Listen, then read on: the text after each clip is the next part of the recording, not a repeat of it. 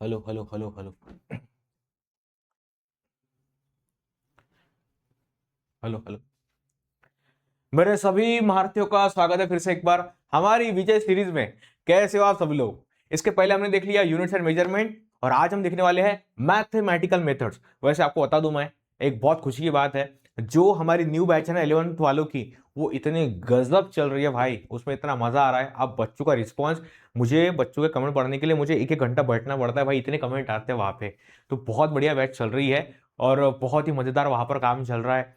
तो आपको बताना चाहता हूँ बेटा कि यहाँ पर देखो यूट्यूब पर सेशन आते रहेंगे, लेकिन यूट्यूब पर क्या होगा, वहां पर वन शॉट आएगा, उसके अंदर बहुत डिटेल में बातें नहीं होती। वहां पे ऐप के अंदर कैसा होता है कि हम हर एक चैप्टर को चार पांच, है ना, चार पांच छः ऐसा अलग अलग पार्ट में उसको डिवाइड करके पढ़ाते हैं, तो उसका काफी फायदा होता है बच्चों को, हर एक चीज को डिटेल में समझ में आती है और वही जा करके आगे चीजें काम में आती है। एमएसटी सीटी में, जेडब्ल्यू में, नीट में, जो भी आप कर रहे हो, बेसिक चीजें क्लियर हो जाती है, क्योंकि एक पार्ट को हम काफी सारे पार्ट में डिवाइड करके पढ़ाते हैं। ओके बेटा, तो बहुत मजेदार वहां पर सीरीज चल रही है। तो मैं भूषण उज्जैनकर, आपका फिजिक्स टीचर, आज आपको पढ़ाने वाला हूँ मैथमेटिकल मेथड। तो इसमें क्या क्या चीजें होने वाली है, बहुत सिंपल सिंपल चीजें हैं, ऐसा कुछ नहीं है। देखो फिजिक्स बहुत सिंपल है, लेकिन फिजिक्स को आपको थोड़ा टाइम देना पड़ेगा, राइट, टाइम देना पड़ेगा। अब बोर्ड्स की जो बुक्स होती है ना, उसके अंदर कैसा होता है, या फिर कोई भी आप बुक कर लो, बोर्ड्स की पकड़ लो, जेडब्ल्यू की आप जो भी यूज करते हो, या फिर नीट का जो भी आप यूज करते हो, तो उसमें होता कैसे है, होता ये है कि कभी कभी क्वेश्चन का एक क्वेश्चन यहां पर है, दूसरा क्वेश्चन यहां पर है, लेकिन दोनों के बीच में आपको कोई रिलेशन पता नहीं चलता।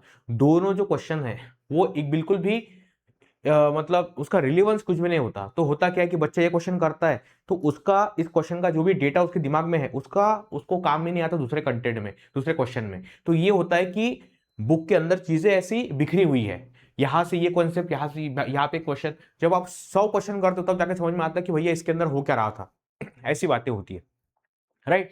तो टीचर का यही काम है कि टीचर बच्चों को स्टेप बाय स्टेप पढ़ाता है। बहुत सारे बच्चे क्या कर रहे हैं कि 11th में कोई भी क्वेश्चन करते हैं, राइट, मतलब एक बुक है, उस बुक के पीछे एक्सरसाइज दी हुई है चैप्टर की, वहां पे क्वेश्चन सॉल्व कर रहे हैं, लेकिन वैसा उससे कुछ फायदा नहीं होने वाला, क्योंकि एक्सरसाइज में जो क्वेश्चन दिए जाते हैं वो रैंडम क्वेश्चन दिए जाते हैं कि पहला, दूसरा, तीसरा, चौथा, मतलब चारों क्वेश्चन अलग अलग कंसेप्ट के ऊपर होते हैं। तो उससे होता क्या बेटा कि बच्चा कंफ्यूज हो जाता है, कंफ्यूज हो गया तो बाद में वो फिजिक्स को, उससे डर लगने लगता है फिर उसको फिजिक्स से, तो फिर वो फिजिक्स करता ही नहीं है। तो बेटा आपको ऐसा नहीं करना है, स्टेप बाय स्टेप। अगर मैं आपको बता रहा हूँ कि ये करना है तो ये करना है, क्योंकि टीचर को पता है, टीचर 100 क्वेश्चन सॉल्व करके बैठा है, उसको पता है कि पहला क्वेश्चन कौन सा सॉल्व करने का और दूसरा क्वेश्चन कौन सा सॉल्व करने का। ओके, तो ऐसा अगर करोगे, टीचर जो बता रहा है अगर आवाज सुनोगे, तो बहुत फायदा आपको होने वाला है। चलिए, तो विजय सीरीज मैथमेटिकल मेथड। तो सबसे पहले हम पढ़ेंगे भैया कि स्केलर क्या होता है, कि स्केलर नाम की चीज क्या होती है। देखिए, हमें सबसे पहला कि फिजिकल क्वांटिटी, ऐसी कोई भी चीज जिसको हम मेजर कर सकते हैं तो वो बन जाती है फिजिकल क्वांटिटी, राइट। अब फिजिकल क्वांटिटी में दो चीजें होती है, एक होता है स्केलर, एक होता है वेक्टर। अब स्केलर की अगर मैं बात करूं तो यहां पर देखो, स्केलर की अगर मैं बात करता हूं, तो यहां पर देखिए एग्जांपल हम देखते हैं।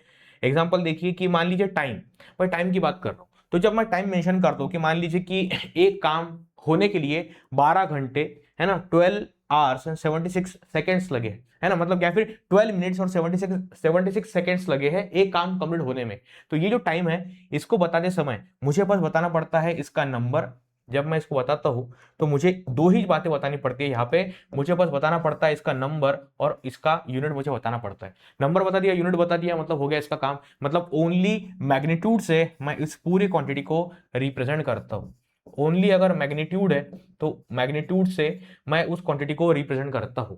तो अगर कोई चीज, अगर कोई क्वांटिटी मैग्नीट्यूड से रिप्रेजेंट की जा रही है तो उसको बोला जाता है स्केलर क्वांटिटी। क्या बोला जाता है उसको? उसको बोला जाता है स्केलर क्वांटिटी। क्या समझा भाई? क्लियर हो गई बात? उसको स्केलर क्वांटिटी बोला जाता है। एकदम सिंपल सिंपल बात हो गई। आगे बढ़ते हैं, आगे देखते हैं क्या हो रहा है। तो है ना, scalar, physical quantity that has only magnitude, जिसको सिर्फ मैग्नीट्यूड होता है, मतलब नंबर एंड यूनिट, तो वो बन जाता है स्केलर क्वांटिटी। मास क्या है? Scalar quantity. मैं बोलता हूँ कि मास कितना है, मैं बोलता हूँ 10 किलोग्राम। उसके बाद में लेंथ कितना है तो मैं बोलता हूँ 5 मीटर।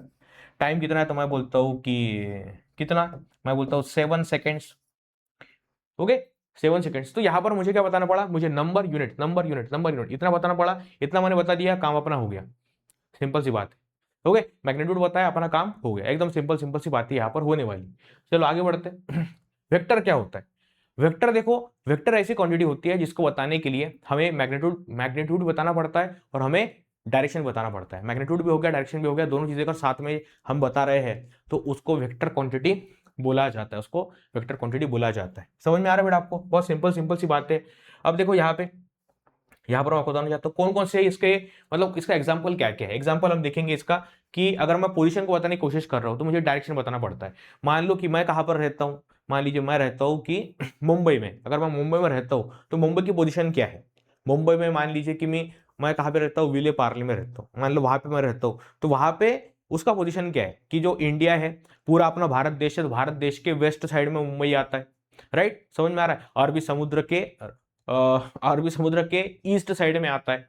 समझ में आ रहा है? तो इस प्रकार से मुझे लैंड बता के उसका डायरेक्शन बताना पड़ता है।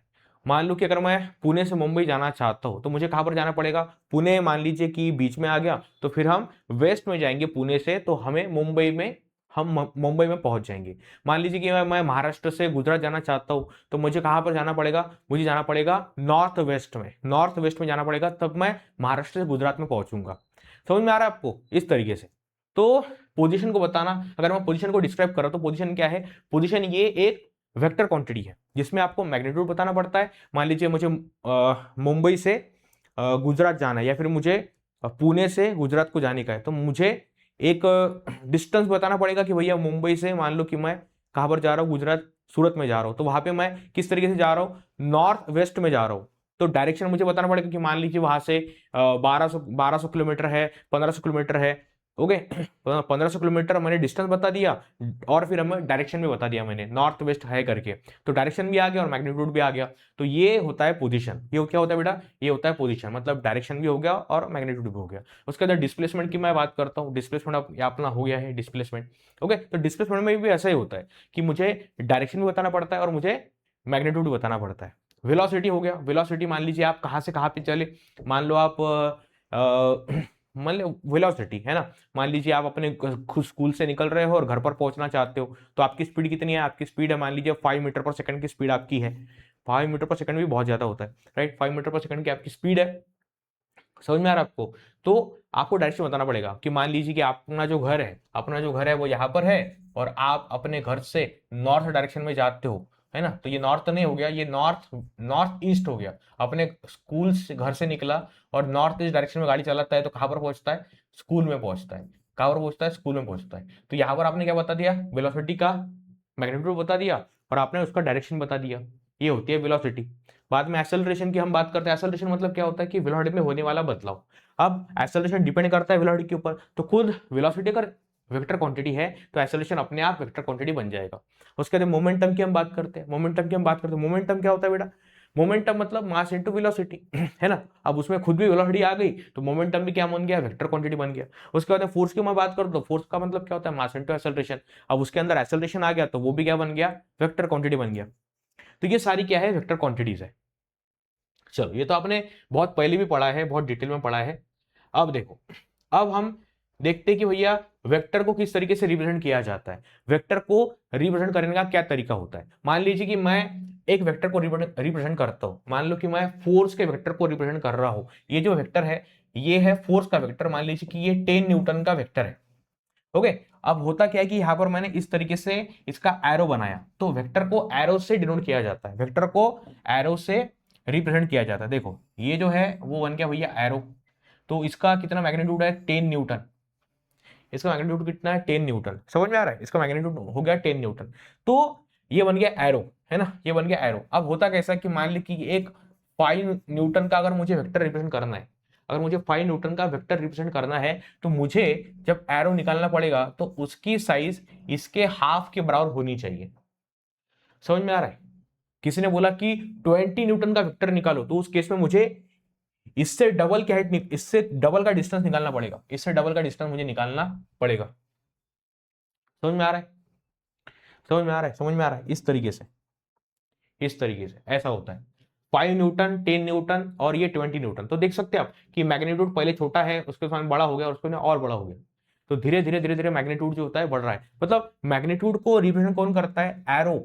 ये जो एरो है ना, तो जो एरो की लंबाई है वो रिप्रेजेंट करती है वेक्टर का मैग्नीट्यूड। जब कम है तो कम लेंथ बताओ, ज्यादा है तो ज्यादा बताओ, उससे ज्यादा तो उससे ज्यादा बताओ। तो एरो की लेंथ आपको बताती है कि मैग्नीट्यूड क्या है वेक्टर का। कम है तो कम, ज्यादा है तो ज्यादा, ऐसी बातें होती है। ओके, समझ में आ रहा है, समझ में आ रहा है,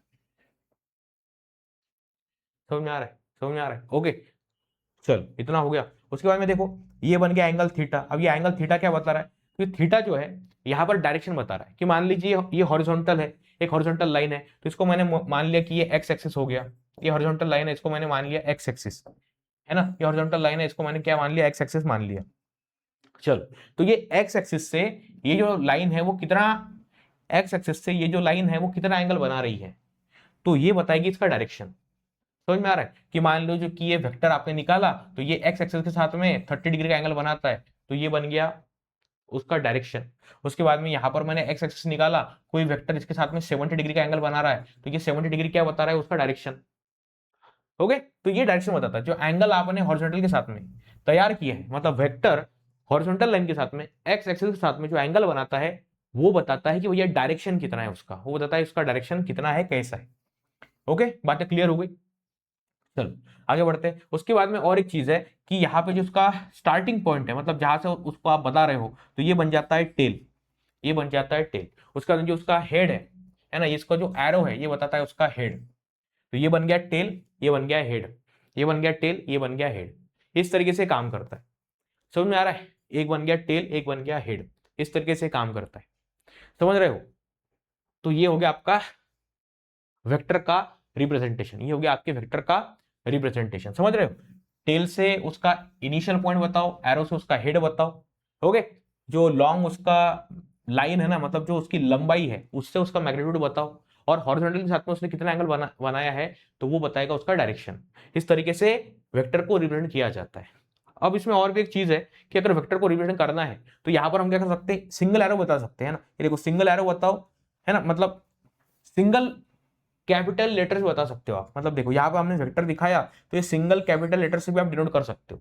पहले हमने क्या किया था, हमने उसको रिप्रेजेंट किया था इस प्रकार से, पहले हमने उसको रिप्रेजेंट किया था ए और बी से, पहले हमने उसको ए और बी बता के इसको रिप्रेजेंट किया था। ओके, समझ में आ रहा है। यहाँ पर देखो, यहाँ पर उसको सी डी करके रिप्रेजेंट करते हैं, ऐसा भी कर सकते हैं, और सिंगल कैपिटल लेटर देकर भी उसको रिप्रेजेंट किया जा सकता है। सिंगल कैपिटल लेटर दिखाकर भी उसको रिप्रेजेंट किया जा सकता है। ओके, समझ में आ रहा है आपको, इतना क्लियर हो गया। बहुत बहुत सिंपल सिंपल चीजें हैं। उसके बाद में आपको बताना चाहता हूं मैं कि वेक्टर के टाइप्स होते हैं, वेक्टर के टाइप्स होते हैं। चलो आपको बताता हूं मैं, एक की स्लाइड के ऊपर आपको मैं सब कुछ बता दूंगा, कोई ऐसी बड़ी बात नहीं है, बहुत सिंपल सिंपल चीजें हैं, बहुत सिंपल सिंपल चीजें हैं। जैसे अगर आपको बताऊं मैं तो देखो, एक होता है इसके अंदर पैरेलल वेक्टर्स। पैरेलल वेक्टर मतलब क्या, ऐसे वेक्टर जो एक दूसरे को कभी इंटरसेक्ट नहीं कर पाएंगे, ऐसे वेक्टर्स है जो एक दूसरे को कभी इंटरसेक्ट नहीं कर पाएंगे, तो उसको बोला जाता है पैरेलल वेक्टर्स। समझ रहे हो कि अगर वेक्टर्स एक दूसरे को रिप्रेजेंट, एक दूसरे को इंटरसेक्ट नहीं कर रहे तो उसको बोला जाता है पैरेलल वेक्टर्स। ओके, ऐसा होता है। उसके बाद में दूसरी अगर मैं बात करूं तो इसमें कैसा होता है, इक्वल वेक्टर्स। मतलब ये जो वेक्टर्स है ये पैरेलल भी है और उनका मैग्नीट्यूड भी अगर सेम है तो उसको बोला जाता है इक्वल वेक्टर्स। उसके बाद ये है एंटी पैरेलल। एंटी पैरेलल मतलब होता है कि ये पैरेलल तो है लेकिन इनका डायरेक्शन अपोजिट है। हमें पता है कि ये दो वेक्टर्स है, ये कभी इंटरसेक्ट नहीं कर सकते, तो ये पैरेलल है लेकिन इनका डायरेक्शन अपोजिट है, मतलब ये जा रहा है इधर ऊपर की तरफ, ये जा रहा है नीचे की तरफ, तो ये हो गए एंटी पैरेलल वेक्टर्स। अब इसमें आता है निगेटिव वेक्टर्स। मतलब अगर ये दोनों वेक्टर एंटी पैरेलल है और इनका मैग्नीट्यूड अगर सेम है तो उस केस में ये बन जाते हैं निगेटिव वेक्टर्स। ये बन जाते हैं निगेटिव वेक्टर्स। मतलब ए वेक्टर और बी वेक्टर, ए और बी पैरेलल है, ए और बी का मैग्नीट्यूड भी सेम है, लेकिन इनका जो डायरेक्शन है वो अपोजिट है, वो निगेटिव हो गया। तो क्या ऐसी बात होती है। बाद में देखो कोलिनियर वेक्टर। कोलिनियर वेक्टर मतलब क्या, कि ऐसे वेक्टर जो एक लाइन के ऊपर है, ऐसे वेक्टर्स अपने पास में है जो एक ही लाइन के ऊपर है। देखो ए जा रहा है इधर, बी जा रहा है इधर, लेकिन वो एक ही लाइन के ऊपर है, मतलब ये बन गए कोलिनियर वेक्टर। लीनियर मतलब लाइन, को मतलब सेम, कोलिनियर मतलब सेम सेम लाइन के ऊपर जो वेक्टर्स है उनको बोला जाता है कोलिनियर वेक्टर्स। सिंपल सिंपल सी बात है। उसके बाद देखो यहाँ पे को इनिशियल वेक्टर्स है ना, को इनिशियल वेक्टर्स। अब को इनिशियल वेक्टर मतलब क्या, कि ऐसे वेक्टर जो एक ही पॉइंट के अंदर से निकलते हैं उनको बोला जाता है को इनिशियल वेक्टर्स। एक ही पॉइंट के अंदर से निकलने वाले वेक्टर्स मतलब को इनिशियल वेक्टर्स अपने हो चुके। एक बार मैं चेक कर लेता हूँ ऑडियो वीडियो क्लियर है, चलो रिकॉर्ड हो रहा है, चलो चलो हो रहा है, हो रहा है, हो रहा है, मस्त रिकॉर्ड हो रहा है, कोई प्रॉब्लम नहीं। चलो आगे बढ़ते हैं। अब क्या बोला, को टर्मिनस वेक्टर। को टर्मिनस वेक्टर मतलब ऐसे वेक्टर्स होते हैं कि जो एक पॉइंट पर आकर के रुक जाते हैं। मान लो कि ऐसे वेक्टर्स है ये ए बी सी डी, कि ये एक पॉइंट पर आकर के रुक जाते हैं, जिनका एंड एक पॉइंट पर होता है। समझ में आ रहा है? ऐसे वेक्टर जो एक पॉइंट पर आकर के एंड हो जाते हैं उनको बोला जाता है को टर्मिनस वेक्टर, उनको बोला जाता है को टर्मिनस वेक्टर। समझ रहे हो? उनको को टर्मिनस वेक्टर बोला जाता है। उसके बाद में है को प्लेनर, उसके बाद में है को प्लेनर वेक्टर। अब देखो ये जो बोर्ड है, ये बोर्ड एक प्लेन है, ये बोर्ड क्या है? एक प्लेन है। अब इसके ऊपर आप जितने भी डायग्राम्स निकालो, जितने भी डायग्राम निकालोगे तो वो सारे डायग्राम एक ही प्लेन के ऊपर आने वाले, तो इसको बोला जाता है को प्लेनर वेक्टर्स, इसको बोला जाता है को प्लेनर वेक्टर्स। समझ में आ रहा है? अब देखो यहां पर मैं एक पेज लेता हूं, मान लीजिए मैंने क्या किया, यहां पर एक बुक लिया, यहां पर मैंने बुक लिया। अब ये एक बोर्ड है, राइट? अब मैं उसको इस तरीके से एक यहां पर बुक रखता हूं। अब ये बुक कैसा है? इसको परपेंडिकुलर है, ये ऐसा लिया हमने, और फिर हमने यहाँ पर एक बुक रखा, तो ये कैसा बुक हो गया? इसको परपेंडिकुलर, ये बुक हो गया इसको परपेंडिकुलर। समझ में आ रहा है? तो ये बुक का जो प्लेन है वो अलग है, और जो बोर्ड का प्लेन है वो अलग है, ये दोनों अलग अलग प्लेन है। तो इसके ऊपर जितने भी डायग्राम्स है वो सारे एक प्लेन के अंदर है, और यहाँ पर जो भी डायग्राम है ये अलग प्लेन के ऊपर है। यहाँ पर मान लीजिए मैं स्क्वायर, यहाँ पर मान लो स्क्वायर निकालता हूँ, कुछ भी निकालता हूँ, तो ये अलग अलग प्लेन पर आएगा, और ये जो है वो अलग प्लेन के ऊपर है। तो ऐसी बातें यहाँ पर चल रही है, ऐसी बातें यहाँ पर चल रही, ऐसा होता है। ओके, चलिए अब होता है नॉन कोप्लेनर वेक्टर्स, है ना? नॉन कोप्लेनर मतलब मान लीजिए कि यहां पर एक वेक्टर है, ओके? नॉन कोप्लेनर मतलब अलग अलग, मतलब यहां पर मैंने एग्जांपल बताया ना आपको कि ये देखो, ये जो है ये एक प्लेन है, और ये जो है वो एक प्लेन है। इसके ऊपर जितने डायग्राम बनेंगे वो एक प्लेन के ऊपर बनेंगे, इसके ऊपर जितने डायग्राम बनेंगे वो एक प्लेन के ऊपर बनेंगे, ऐसा होता है। तो इसको बोला जाता है नॉन कोप्लेनर वेक्टर्स। यहाँ पर जो डायग्राम है वो अलग प्लेन है, यहाँ पर जो डायग्राम है वो अलग प्लेन में है, दोनों जो डायग्राम्स है वो अलग अलग प्लेन के ऊपर है, तो उसको बोला जाता है नॉन कोप्लेनर वेक्टर्स, उसको बोला जाता है नॉन कोप्लेनर वेक्टर्स। हो गए सारे वेक्टर्स। तो ये वेक्टर के टाइप्स होते हैं, ये क्या है? सारे वेक्टर के ये टाइप्स है। हो गए? इतना क्लियर हो गया? अब देखो, अभी अपना नेक्स्ट टॉपिक है कि एडिशन ऑफ वेक्टर, कि वेक्टर को कैसे ऐड किया जाता है। तो वेक्टर को ऐड करने के लिए हमारे पास में दो तरीके होते हैं, है ना? वेक्टर को ऐड करने के लिए हमारे पास में दो तरीके हैं। तो पहला जो तरीका है वो है triangle law of vector addition, है ना? पहला जो तरीका है वो है triangle law of vector addition. कौन सा? Triangle law of vector addition. Triangle के लॉ से, है ना? देखो, triangle law of vector addition, इसको मैंने क्लास में काफी डिटेल में लिया हुआ है। ओके, अब यूट्यूब पर वन शॉट है, तो वन शॉट में कुछ चीजें जो है उसको हम डिटेल में नहीं ले सकते, ऐप के अंदर ही उसको बहुत डिटेल में हम ले सकते हैं। ओके, आप समझ रहे हो? तो 11th वालों के लिए अपनी न्यू बैच है, डिस्क्रिप्शन में लिंक तो है ही अवेलेबल उसका, वहां पे जाके आप न्यू बैच में एनरोल कर सकते हो, राइट? चलिए, तो अब यहाँ पर देखो triangle law of vector addition, इसमें कैसा होता है triangle law of vector addition में कि ये देखो, ये पहला एरो है और ये अपना दूसरा एरो है। अब ये दोनों क्या है? वेक्टर्स है, ये दोनों वेक्टर्स है। अगर आप इसको देखोगे तो आपको समझ में आएगा कि ये दोनों, इसमें अगर मैं तीसरी साइड जोड़ दूं, अगर मैं इसमें तीसरी साइड जोड़ दूं, तो वो क्या बन जाएगा? मेरे लिए ट्रायंगल बन जाएगा, वो मेरे लिए ट्रायंगल बन जाएगा। तो हम क्या करते हैं कि मेरे पास में जो अगर दो वेक्टर है, अगर मेरे पास में दो वेक्टर है, मतलब ये बन गया अपना पहला वेक्टर, ये बन गया अपना दूसरा वेक्टर, है ना? ये बन गया अपना पहला वेक्टर, ये बन गया अपना दूसरा वेक्टर। तो ऐसी केस में ए वेक्टर बन गया, बी वेक्टर बन गया, तो इसके लिए हम क्या करते हैं? इसके लिए हम क्या करते हैं? थर्ड वेक्टर लेते हैं, और जो थर्ड वेक्टर है वो इस तरीके से लिया जाता है कि वो ट्रायंगल की थर्ड साइड बने। लेकिन उसको निकालने का तरीका होता है, मान लो कि इसका टेल है, इसका हेड है, तो उसको इसके टेल से हम स्टार्ट करेंगे और इसके हेड पर उसको एंड करेंगे। समझ में आ रहा है? ऐसा होता है, इसकी टेल पे इसको स्टार्ट करेंगे, इसके हेड पर उसको एंड करेंगे, तो ये बनेगा अपना सी वेक्टर। तो सी वेक्टर अपने को रिप्रेजेंट करवाने वाला है, सी वेक्टर अगर हमने लिया तो ये ए वेक्टर और बी वेक्टर का एडिशन रिप्रेजेंट करेगा। इसको बोला जाता है triangle law of vector addition, इसको बोला जाता है triangle law of vector addition. अब इसमें दूसरा और भी एक लॉ है, वो है parallelogram law of vector addition, है ना? इसके अंदर ये है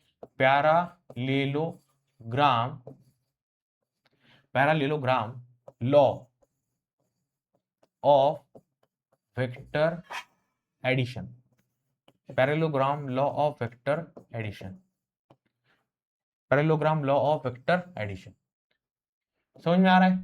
तो ये अपना बन गया दूसरा लॉ, कि दूसरे तरीके से हम कैसे इसको ऐड कर सकते हैं। अब पहले कैसा था? देखो, पहले हमने कैसा किया था कि यहां पर एक वेक्टर लिया और यहां पर एक वेक्टर लिया, और हमने थर्ड वेक्टर ऐसा निकाला कि पहले वाले का टेल और दूसरे वाले का हेड ऐसा अपने को जोड़ने का है। तो ये बन गया अपना ए वेक्टर, ये बन गया अपना बी वेक्टर। तो हमने सी वेक्टर को ऐसा रिप्रेजेंट किया कि पहले वाले का टेल दूसरे वाले का हेड, ऐसा उसको हमने रिप्रेजेंट करवाया। चलो, इतना क्लियर हो गया? अब बात ऐसी है कि अभी हम करेंगे पैरेललोग्राम लॉ। तो होता ये है कि यहां पर देखो ऐसे दो वेक्टर है अपने पास, ऐसे दो वेक्टर है ना, ये बन गया अपना ए वेक्टर और ये बन गया अपना बी वेक्टर। ऐसे अपने पास में दो वेक्टर हो गए, ऐसे अपने पास में दो वेक्टर हो गए। समझ में आ रहा है? अब इन दोनों का रिजल्टेंट कैसे निकाले? पहले कैसा था कि पहले का टेल दूसरे का है ना, देखो ये पहला, इसका टेल इसका हेड। अब दूसरा यहाँ पे स्टार्ट होता था कि इसका टेल इसका हेड, है ना, ऐसा स्टार्ट होता था। फिर हम उसको यहाँ पे जोड़ देते थे, यहाँ पे उसको हम जोड़ देते, ये बन जाता अपना सी वेक्टर, यहाँ पे अपना बन जाता सी वेक्टर, यहाँ पर अपना बन जाता सी वेक्टर। तो ये बन गया ए वेक्टर और ये बन गया बी वेक्टर और ये बन गया अपना सी वेक्टर। लेकिन यहाँ पर कैसा है, दोनों का जो इनिशियल पॉइंट है वो एक ही है। अब ऐसे केस में हम वेक्टर निकाले तो कैसे निकाले? तो हम क्या करते हैं, कि देखो एक को पैरेलल वेक्टर निकालते हैं इस तरफ, इस प्रकार से हम एक को यहाँ पर पैरेलल वेक्टर निकालते हैं और यहाँ पर हम बी को पैरेलल वेक्टर निकालते हैं, है ना। तो ए का यहाँ पर पैरेलल वेक्टर हो गया, ए डैश बोलते हैं इसको, और बी का पैरेलल वेक्टर हो गया, इसको बोलते हैं बी डैश, इस प्रकार से। अब अगर मुझे निकालना है इसका रिजल्टेंट तो मैं क्या करता हूँ, ये बन गया पैरेललोग्राम। पैरेललोग्राम में कैसा होता है कि जो अपोजिट साइड होते हैं पैरेलल होते हैं। अब ये देखो, ये इसका इन दोनों का ये टेल है, तो मैं यहां से एक लाइन निकालता हूं। अब ये देखो यहाँ पर इन दोनों का हेड है, तो मैं ऐसी लाइन निकालता हूं कि जो दोनों के टेल को और दोनों के हेड को जोड़ दे। ये बन गया डायगोनल। अब ये जो डायगोनल बना हुआ है, ये डायगोनल जो है, ये डायगोनल रिप्रेजेंट कर रहा है ए और बी के एडिशन को, ए और बी के एडिशन को। मतलब यहाँ पर जो डी वेक्टर बनेगा वो बताएगा अपने को कि ए वेक्टर और बी वेक्टर का एडिशन, ऐसा होता है। ओके, इतना क्लियर हो गया? अब देखो इसमें और भी आगे कुछ चीजें हैं। हाँ, ओके, चलो। अब ये वेक्टर का एडिशन मतलब इसके अंदर एनालिटिकल मेथड है। मतलब मान लीजिए कि मुझे करना क्या है कि मुझे एग्जैक्ट उसका वैल्यू बताने का है। मान लीजिए मेरे पास दो वेक्टर है, देखो ये एक मेरे पास वेक्टर है पी वेक्टर और मेरे पास क्यू वेक्टर है। ऐसे मेरे पास दो वेक्टर है। अब दो वेक्टर का मुझे क्या बताना है, रिजल्टेंट बताना है, लेकिन उसका मैग्नीट्यूड भी बताना है। पहले हमने क्या किया कि हमने बताया कि देखो सी मैंने निकाला, और सी मतलब क्या, ए वेक्टर प्लस बी वेक्टर, लेकिन उसका हमने वैल्यू नहीं बताया, डायरेक्शन बताया लेकिन वैल्यू नहीं बताया। अभी यहाँ पर उसको डायरेक्शन बताने का है अपने को। तो देखो इसमें बहुत सारी डिफिकल्ट चीजें अपने को लगती है, ये बहुत डिफिकल्ट अपने को लगता है, लेकिन इतना डिफिकल्ट है नहीं। इसमें बहुत सिंपल चीजें हैं, मैं आपको बताना चाहता हूँ। बहुत सिंपल चीजें है यहाँ पे। ये बन गया अपना पहला वेक्टर और ये बन गया अपना दूसरा वेक्टर, ऐसे वेक्टर बन गए। तो ये लो, इसको ले लो पी वेक्टर, इसको ले लो क्यू वेक्टर, ऐसी दो बातें होने वाली। ये बन गया अपना एंगल थीटा, ये बन गया अपना एंगल थीटा।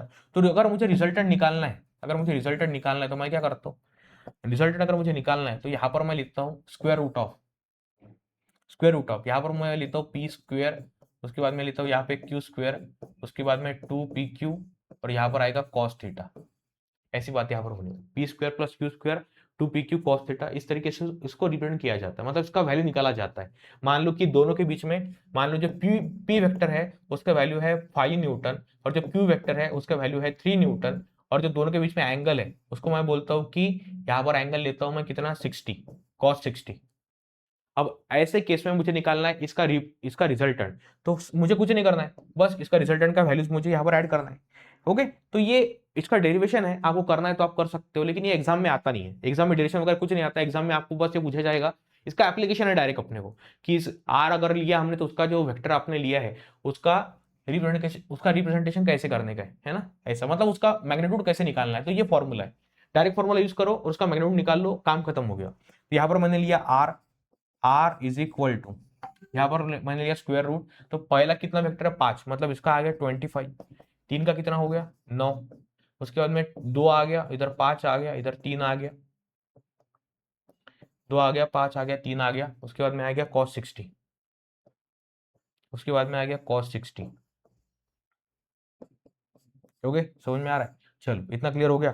तो 25 और 9 हो गया अपना, कितना हो गया ये देखो 34, है ना। उसके बाद में कितना हो गया 30 इंटू कॉस 60 मतलब होता है 1/2, समझ रहे हो। तो यहाँ पर कितना आएगा, देखो वैल्यू कितना आएगा, तो 15, और ये कितना हो गया 25, है ना। समझ में आ रहा है? देखो कितना होगा अपना, फिर इधर ही लिखता हूं मैं, है ना, इधर लिख लेता हूँ, ऊपर ऊपर मैं लिख लेता हूँ इधर कि आर की वैल्यू जो होने वाली है उसमें ये कितना है अपना 34, समझ में आ रहा है, और ये कितना है अपना 15। तो देखो कुछ होता है कि इसमें इसका 4 और 5 9 होता है, और 3 और 4 है ना, 3 और 1 4, मतलब ये होता है आर। आर की वैल्यू कितना है 7। 7 समझ में आ रहा है आपको, ये हो गया 7, मतलब रिजल्टेंट की वैल्यू कितना हो गया 7। तो इस तरीके से ये फॉर्मूला यूज करके हम क्या निकालते हैं, उसका मैग्नीट्यूड, रिजल्टेंट का मैग्नीट्यूड हम इस तरीके से निकालते हैं। हो गया सब कुछ, रिकॉर्ड हो रहा है भाई सही से, ये बड़ा खतरनाक चीज है। मतलब होता कैसा है कि टीचर चला जाता है फ्लो के अंदर, वो रिकॉर्ड करता रहता है, और कुछ अगर इधर गड़बड़ हो गया तो वो वीडियो वहां पर पॉज हो जाता है, जो कि बड़ा दिक्कत वाला काम होता है भाई। ओके चल, इतना क्लियर हो गया, इतना क्लियर हो गया, कोई चिंता नहीं है, कोई चिंता नहीं है, कोई चिंता नहीं है। चलो आगे बढ़ते हैं। डायरेक्शन ऑफ रिजल्टेंट है ना, तो रिजल्टेंट का भी डायरेक्शन अपने को देखना है। ओके, अब रिजल्टेंट का डायरेक्शन एकदम सिंपल सिंपल फॉर्मूला है, कोई टेंशन की बात नहीं। देखो इसका बहुत बड़ा डेरिवेशन है, लेकिन अपने को डेरिवेशन से कुछ लेना देना नहीं है। मान लो कि मेरे पास दो वेक्टर है, ये मेरे पास पी वेक्टर है, और मेरे पास में ऐसा क्यू वेक्टर है। ऐसे मेरे पास दो वेक्टर है, एक पी वेक्टर हो गया, क्यू वेक्टर हो गया, इसके बीच में एंगल थीटा हो गया। अब इसका जो रिजल्टेंट है उसको मैं इस तरीके से निकालता हूँ, ये बन गया उसका रिजल्टेंट, और यहाँ पर एंगल बन गया अल्फा। रिजल्टेंट हो गया, एंगल हो गया अल्फा, है ना, यहाँ पर रिजल्टेंट हो गया, उसका एंगल हो गया अल्फा। तो जो आर की वैल्यू होती है, मतलब रिजल्टेंट की डायरेक्शन अगर मुझे निकालनी है, तो मैं यहाँ पर मैं लेता हूँ टेन अल्फा। यहाँ पर मैं क्या लेता हूँ, यहाँ पर मैं लेता हूँ टेन अल्फा। अब टेन अल्फा मतलब होता है, यहाँ पर लेता हूँ मैं क्यू, है ना, मतलब दूसरा वेक्टर उसका क्यू साइन थीटा लेने का है अपने को, और पहला वेक्टर मतलब पी लेने का, और यहाँ पर लेना है क्यू कॉस थीटा। ओके, तो ये फॉर्मूला होता है Q sine theta upon P plus Q cos theta, इस तरीके से। बस यही फॉर्मूला आपने को यूज करना है। ये फॉर्मूला अपने को क्या देगा, रिजल्टेंट का डायरेक्शन। ये अपने को फॉर्मूला क्या देगा, रिजल्टेंट का डायरेक्शन। बस इतना अपने को करने का है। चलो आगे बढ़ते हैं, है ना। उसके बाद में एक कंसेप्ट होता है रिजोल्यूशन ऑफ वेक्टर। एक कंसेप्ट होता है रिजोल्यूशन ऑफ वेक्टर, इसको हम देखेंगे अभी कि भैया रिजोल्यूशन ऑफ वेक्टर कैसे किया जाता है। तो यहाँ पे बहुत सिंपल सिंपल चीजें है रिजोल्यूशन ऑफ वेक्टर के अंदर, कि ये देखो, ये अपना एक्स एक्सिस हो गया, ये अपना वाई एक्सिस हो गया, ये अपना जेड एक्सिस हो गया। तो एक बात हमेशा याद रखना, एक्स हो गया, वाई हो गया, जेड हो गया, ऐसे तीनों एक्सिस हो गए। एक्स हो गया, वाई हो गया, जेड हो गया, ऐसे तीनों एक्सिस हो गए, है ना, तीनों एक्सिस हो गए, है ना, समझ में आ रहा है, तीनों एक्सिस हो गए। तो देखो जो एक्स एक्सिस होता है उसके अलावा जो वेक्टर होता है उसको बोलते हैं हम आई वेक्टर। जो एक्स एक्सिस के अलावा जो वेक्टर होता है उसको हम बोलते हैं आई वेक्टर, है ना, इसको बोलते हैं आई वेक्टर। उसके बाद में वाई एक्सिस के अलावा जो वेक्टर होता है उसको बोलते हैं हम जे वेक्टर, और जो जेड एक्सिस के अलावा होता है उसको बोलते हैं हम के वेक्टर। ऐसे तीन वेक्टर होते हैं, इसको बोलते हैं यूनिट वेक्टर। यूनिट है ना, आई आई की वैल्यू, मतलब आई का जो मैग्नीट्यूड रहेगा वो 1 रहेगा, जी का मैग्नीट्यूड रहेगा 1 रहेगा, और के का जो मैग्नीट्यूड रहेगा वो 1 रहेगा। तो तीनों का मैग्नीट्यूड 1 1 रहने वाला है। आई रहेगा अलॉन्ग एक्स एक्सिस, जे रहेगा अलॉन्ग वाई एक्सिस, और जेड रहेगा अलॉन्ग के एक्सिस। ऐसे तीन डायरेक्शन में तीन वेक्टर अपने होते हैं, यूनिट वेक्टर इसको बोला जाता है। अब देखो रिजोल्यूशन ऑफ वेक्टर, अब हम देखेंगे रिजोल्यूशन ऑफ वेक्टर, है ना, रिजोल्यूशन ऑफ वेक्टर। देखो resolution of vector, resolution of vector, ये होता है रिजोल्यूशन ऑफ वेक्टर। समझ में आ रहा है, रिजोल्यूशन ऑफ वेक्टर मैंने लिया यहाँ पर। तो होता यह है कि मान लो कि एक बैट्समैन है जिसने एक बहुत जोर से बॉल को हिट किया, तो और वो 6 चला गया। अब इस तरीके से जब बैट्समैन बॉल को हिट करता है तो बॉल की जो मोशन होती है वो इस प्रकार से होती है, बॉल की मोशन जो होती है इस प्रकार से होती है। मतलब मान लीजिए कि ये जो बॉल है ये ऊपर भी जा रहा है और ये आगे भी जा रहा है, बॉल जो ऊपर भी जा रहा है और आगे भी जा रहा है। समझ में आ रहा है आपको, बॉल जो ऊपर भी जा रहा है आगे भी जा रहा है, मतलब जो वेलोसिटी है, ये देखो ये अपनी वेलोसिटी है मेन, तो ये है वी एक्स और ये हो गया वी वाई, ये हो गया वी एक्स और ये हो गया वी वाई। ये वेलोसिटी है, ये वी एक्स हो गया, वी वाई हो गया, समझ रहे हो ये वी एक्स हो गया और ये वी वाई हो गया। इस तरीके से काम करता है, वी एक्स हो गया और वी वाई हो गया, velocity along X axis, velocity along Y axis, ऐसी बातें यहाँ पर होती है। आ रहा है समझ में बेटा, आ रहा है समझ में, वी एक्स और वी वाई। तो ये वी एक्स क्या है, तो ये वेक्टर का रिजोल्यूशन है, ये है मेन वेक्टर। इसका जो एक्स एक्सिस के अलावा जो रिजोल्यूशन है वो वी है, और ये जो वी वेक्टर इसका जो वाई एक्सिस के अलावा जो रिजोल्यूशन है वो वी वाई है। अब मुझे निकालना है कि वी एक्स और वी वाई, तो इसमें कुछ भी नहीं करना है, यहाँ पर सिंपल सिंपल सी बातें हैं। यहाँ पर देखो, इसको मैं क्या करता हूँ, यहाँ पर एंगल निकालता हूँ थीटा। ओके, अब यहाँ पर मैंने एंगल निकाला थीटा, तो अगर मैं वी एक्स की बात करता हूँ तो वी एक्स में देखो क्या आएगा, वी एक्स में देखो क्या आएगा, वी एक्स में आएगा एडजेसेंट साइड, है ना, वी एक्स में क्या आएगा, यहाँ पर मैं यहाँ पर लेता हूँ कॉस थीटा, है ना, यहाँ पर मैं लेता हूँ कॉस थीटा। तो कॉस थीटा में क्या आएगा, देखा कॉस थीटा में क्या आएगा, यहाँ पर आएगा वी एक्स अपॉन हाइपोटेनस, है ना, एडजेसेंट साइड अपॉन हाइपोटेनस। तो यहाँ पे जो मेन वेक्टर होता है वो हमेशा हाइपोटेनस होता है, तो यहाँ पर वी एक्स अपॉन वी आएगा। तो वी एक्स की जो वैल्यू आने वाली है वो होगी वी ऑफ कॉस थीटा, ये होगी इसकी वैल्यू। आ रहा समझ में? इस तरीके से काम करता है। बाद में अगर मैं वी वाई की वैल्यू निकालना चाहता हूँ, मान लो अगर मैं वी वाई की वैल्यू निकालना चाहता हूँ, वी वाई, समझ रहे हो, अगर मैं वी वाई की वैल्यू निकालना चाहता हूँ तो यहाँ पर मैं लेता हूँ साइन ऑफ थीटा। तो साइन ऑफ थीटा मतलब क्या आएगा, वी वाई, वी वाई, और यहाँ पर आएगा वी, वी वाई और वी। तो ये जो बनेगा वो बनेगा इस प्रकार से, ये बनेगा कि V Y is equal to V of sine theta, है ना, V Y is equal to V sine theta, ये बनेगा इसका फॉर्मूला। मतलब जो मेन वेक्टर है इसके दो कंपोनेंट बनते हैं, एक होता है वी एक्स, एक होता है वी वाई। तो वी एक्स का वैल्यू है वी कॉस थीटा और वी वाई का वैल्यू है वी साइन थीटा। ऐसी दो बातें हैं यहाँ, इस ऐसे दो तरीके से इसको रिप्रेजेंट किया जाता है। समझ में आ रहा है? ऐसे दो तरीके से इसको रिप्रेजेंट किया जाता है। ओके, और भी तरीका है, मान लो और भी इसको समझते हैं, इसको और एक तरीके से समझते हैं अपन। जैसे देखो, मान लो कि ये वेक्टर है v, इसको मैंने vx, इसका एक कंपोनेंट निकाला vx, इसका एक कंपोनेंट मैंने निकाला vx और एक कंपोनेंट निकाला मैंने vy, है ना, एक कंपोनेंट निकाला vy, तो ये बन गया अपना v। तो होता ये है ना, vx और vy, ऐसी बातें हो गई। तो बात ये है कि मैं क्या करता हूं कि v को अगर मुझे रिप्रेजेंट करना है तो मैं इसको लिखता हूं vx प्लस vy, इस तरीके से, इस तरीके से इसको लिखा जाता है। ओके, और अगर मैं मान लीजिए कि v ऐसा कंपोनेंट है कि 3D कंपोनेंट है, 3D कंपोनेंट, अगर v ये जो हो गया वो 2 डायमेंशनल कंपोनेंट हो गया, ये बन गया 2 डायमेंशनल कंपोनेंट, ये हो गया 2 डायमेंशनल। लेकिन अगर मैं मान लीजिए कि v जो है वो अगर 3 डायमेंशनल है, मतलब एक वेक्टर है जो 3 डायमेंशनल है, उस केस में क्या होगा कि मान लो एक वेक्टर है ए वेक्टर, वो 3 डायमेंशनल वेक्टर है, मतलब वो ना एक्स वाई प्लेन में है, ना ही वो एक्स जेड में है, ना ही वो वाई एक्स में है ना, समझ में आ रहा है? मतलब देखो, ये एक्स वाई प्लेन है, ये जेड प्लेन है, तो वो ऐसा बीच में है, स्पेस में है, स्पेस में। तो ये वो ना ही वाई एक्स में है, ना ही एक्स जेड में है, ना ही जेड वाई में, वो बीच में है, मतलब वो स्पेस में है। ऐसे केस में उसको कैसे रिप्रेजेंट किया जाता है, तो उसमें 3D वेक्टर को हम लिखते हैं ए एक्स प्लस ए वाई प्लस ए जेड, इस तरीके से उसको लिखा जाता है। तो अगर मैं बी की वैल्यू बात करूं तो उसमें आएगा B X plus B Y और बी जेड, ऐसी यहां पर बातें होनी है ना, इस तरीके से इसको लिखा जाता है, इस तरीके से इसको लिखा जाता है। आ रहा समझ में बेटा? आ रहा समझ में? क्लियर हो गई बातें? बातें क्लियर हो गई? समझ में आ रहा है सब लोगों को? क्लियर हो रहा है सब लोगों को? चलो, क्लियर हो गया? क्लियर हो गया भाई सब लोगों को? ऑडियो वीडियो रिकॉर्ड हो रहा है सही तरीके से? हो रहा है, हो रहा है, हो रहा है। अब इसमें कैसा होता है, इसमें मान लीजिए कि मैं दो वेक्टर को ऐड करता हूँ, है ना, इसमें इसमें अगर मान लीजिए अगर मैं दो वेक्टर को ऐड करता हूँ, देखो मेरे पास में दो वेक्टर है, ये ए वेक्टर है, बी वेक्टर। ए का जो कंपोनेंट है, ए जो है वो 3D वेक्टर है, मतलब उसको ए X A Y A Z 3 component आएंगे। और ये आई जे के क्या है, आई जे के मतलब ये देखो, आई मतलब होता है along X axis unit vector, J मतलब होता है unit vector along Y axis, और के मतलब होता है unit vector along Z axis.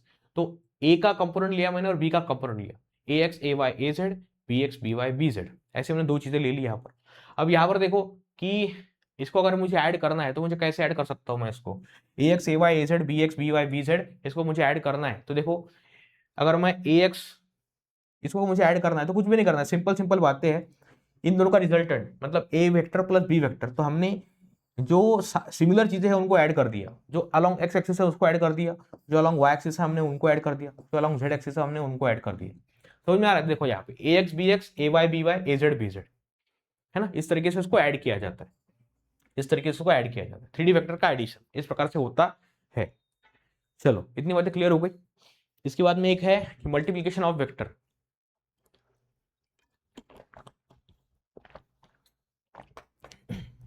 इसके बाद इसमें एक कंसेप्ट है, वो है multiplication of vector. Okay, multiplication of vector. Okay, चलिए, तो कोई डिफिकल्ट बात नहीं है, सिंपल सिंपल बात ही है। हो गए? ओके देखो यहां पर लिखो मल्टीप्लीकेशन ऑफ वेक्टर, यहां पर लिखो ऊपर मल्टीप्लीकेशन ऑफ वेक्टर,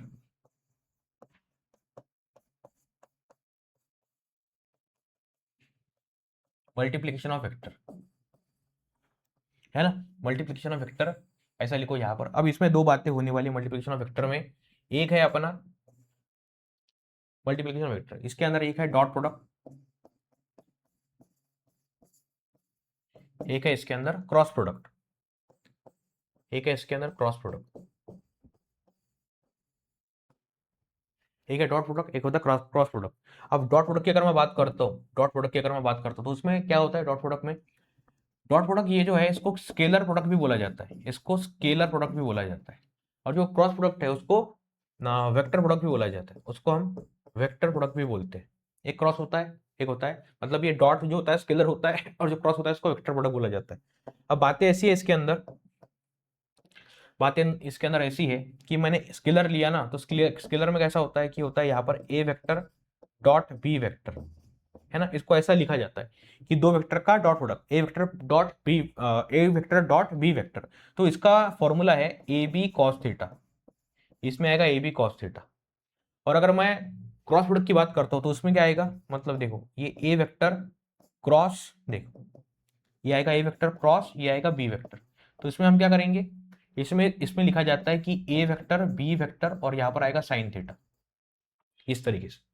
तो डॉट प्रोडक्ट में कॉस आता है और क्रॉस प्रोडक्ट में साइन आता है ना। तो क्रॉस प्रोडक्ट जो होता है दो वेक्टर का वो खुद एक वेक्टर होता है, और जो डॉट प्रोडक्ट होता है दो वेक्टर का वो खुद एक स्केलर होता है। ओके, ये सिंपल सिंपल सी बात है, कोई चिंता करने की यहाँ पर आवश्यकता नहीं है। ओके, फिर यहाँ पर कुछ एग्जांपल दिए गए हैं, है ना।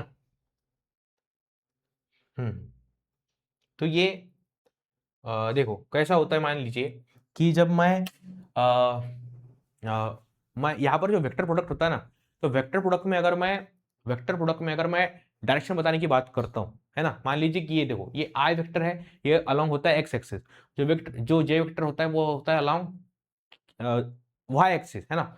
आई वेक्टर होता है अलोंग एक्स एक्सिस, जे वेक्टर होता है अलोंग वाई एक्सिस, और के वेक्टर होता है अलोंग जेड एक्सिस। ऐसी तीन बातें यहाँ पर होती है। अब होता ये है कि इसको मतलब अगर मान लीजिए कि एक वेक्टर अलोंग एक्स एक्सिस है और एक वेक्टर अलोंग जे एक्सिस है, तो इसका अगर मुझे क्रॉस प्रोडक्ट निकालना है और उसका डायरेक्शन बताना है तो मुझे राइट हैंड थंब रूल से डायरेक्शन बताना पड़ता है। मान लो कि मैं आई से जे पे आया, मान लो मैं आई से जे पे आया तो मेरा थंब अंदर जा रहा है, समझ में आ रहा है। आई से जे पे आया तो मेरा थंब किधर जा रहा है, अंदर जा रहा है, समझ में आ रहा है, इस प्रकार से। ओके, आई वेक्टर क्रॉस जे वेक्टर, ओके, तो ये थंब जा रहा है अंदर की तरफ, समझ रहे हो, इस प्रकार से काम करता है।